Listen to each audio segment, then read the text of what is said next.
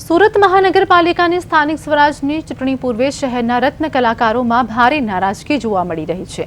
હીરા ઉદ્યોગ સાથે જોડાયેલા લાખો રત્ન કલાકારો આ વખતે પરિવર્તનના મૂડમાં હોય તેવું જણાય છે। રત્ન કલાકારોની મુખ્ય માંગ વ્યવસાય વેરો નાબૂદ કરવાની છે। કલાકારોનો તર્ક છે કે તેઓ મંજૂર કેટેગરીમાં આવે છે અને છતાં તેમની પાસેથી ટેક્સ વસૂલવામાં આવે છે। આ ઉપરાંત રત્ન કલાકાર સહાય યોજનામાં 26,000થી વધુ ફોર્મ રદ થતા આક્રોશ બેવડાયો છે। રત્ન કલાકારોએ ચીમકી ઉચ્ચારી છે કે જે રાજકીય પક્ષ વ્યવસાય વેરો નાબૂદ કરવાની લેખિત ખાતરી આપશે તેને જ આ વખતે મત આપવામાં આવશે। વારંવારની રજૂઆતો છતાં નિરાકરણ ન આવતા આ વખતે રત્ન કલાકારોનો મિજાજ બદલાયો જોવા મળી રહ્યો છે।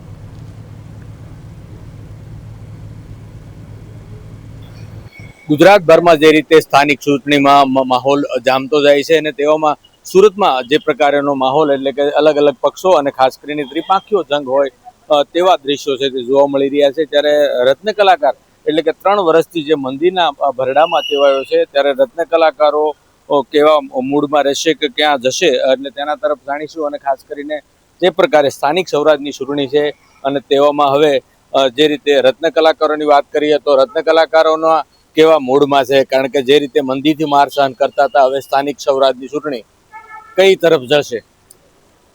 જે સુરત મહાનગરપાલિકાને હીરાઘસ આપણા રત્ન કલાકાર ભાઈઓએ ચમકાવ્યું છે પોતાની જાત ઘસીને। આ ચૂંટણી દરમિયાન જે મંદીના મોજામાં છેલ્લા 3 વર્ષથી હીરાઘસુ ભાઈઓ છે, તો રત્ન કલાકારો ભાઈઓની માગણી માત્ર એટલી છે કે મારું કહેવું એવું છે કે અમે જે આ સરકારને મજબૂત બનાવી છે એ સરકાર હવે અમને મજબૂત નથી સમજતા, પણ એવું લાગે છે કે અમને પાંગળા કરી દીધા હોય એવું લાગે છે। અને ઘણી વખત તો એવું પણ હોઈ શકે છે કે અમને વિશ્વાસ હોય છે કે આ સરકારને અમે મત આપશું તો સરકારને મજબૂત બનાવવા અમારી તરફ ધ્યાન દેવું જોઈએ, એના બદલે બીજામાં વધારે ધ્યાન આપે છે। અને સરકારનો આ નિર્ણય બધો બેરોજગારી વધી ગઈ છે કે જેના કારણે રત્ન કલાકારોએ પ્લાન કરવું પડે એવી પરિસ્થિતિ છે અને મોટી સંખ્યામાંથી રત્ન કલાકારો હિજરત કરતા હોય એવા પણ દ્રશ્યો આપણા ધ્યાને આવે છે।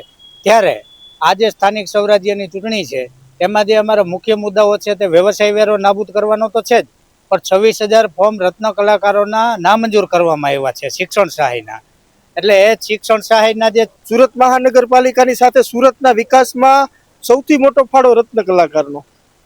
છેલ્લા 10 વર્ષથી તો અમે માંગણી કરીએ છીએ કે રત્ન કલાકારો જે મજૂર કેટેગરીમાં આવે છે એની પાસેથી જે 200 રૂપિયા એટલે વર્ષે 2400 રૂપિયા પ્રોફેશનલ ટેક્સ જે લે છે એ નાબૂદ કલાકારો જો કમિટમેન્ટ પાર્ટી આપે કે તમારો વ્યવસાય વેરો લેખિતમાં કે વ્યવસાય વેરો નાબૂદ કરશું। રત્ન કલાકારોમાં જે રીતે સુપરરોષ છે તે જોવા મળી રહ્યો છે અને હવે જે પ્રકારની ખાસ કરીને ચૂંટણીમાં પણ રત્ન કલાકારો પરિવર્તનના મૂડમાં છે। જો કે અગર સરકાર કમિટમેન્ટ આપે તો તેઓની સાથે પણ રહેવા તૈયાર છે, પરંતુ જે ખાસ પ્રોફેશનલ ટેક્સમાંથી નાબૂદ કરવાની માંગ વર્ષોથી છે તે પૂરી કરવાની જે એક સૂર છે તે ઉઠ્યો છે। નહીં તો મતદાતા પણ રત્ન કલાકારો છે તેનો જવાબ ચૂંટણી પરિણામમાં તે આપી દેશે। કેમેરામેન અજય કુમાર સાથે